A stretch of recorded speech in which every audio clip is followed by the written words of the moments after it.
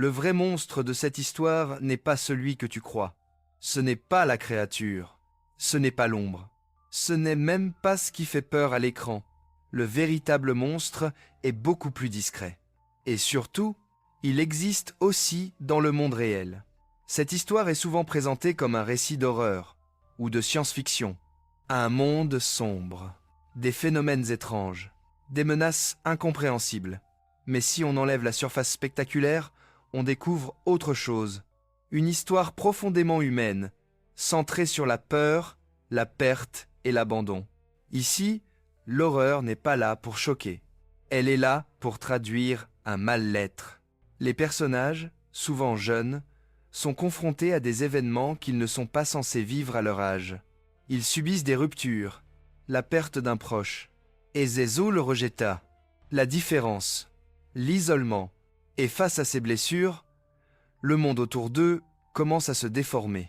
Plus leurs émotions sont ignorées, plus l'environnement devient hostile, comme si la réalité elle-même réagissait à ce qu'ils n'arrivent pas à exprimer. Le monstre n'est pas une entité indépendante. Il n'apparaît jamais au hasard. Il surgit toujours là où il y a une fracture émotionnelle, là où une douleur a été niée, là où quelqu'un a été laissé seul avec sa souffrance.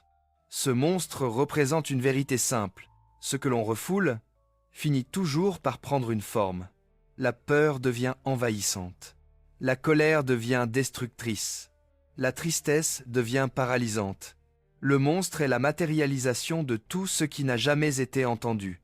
Chaque personnage incarne une réaction différente face au traumatisme. Certains fuient, certains s'endurcissent, certains deviennent agressifs, d'autres s'effacent complètement. Aucun n'est faible, aucun n'est fou. Ils sont simplement des individus qui tentent de survivre à quelque chose qu'ils ne comprennent pas. Et plus ils sont seuls face à cette douleur, plus le monstre gagne du terrain. Alors quel est le vrai monstre? Ce n'est pas la créature, ce n'est pas le danger surnaturel. Le vrai monstre, c'est l'indifférence, c'est le silence face à la souffrance, c'est l'absence d'écoute, c'est le déni des émotions.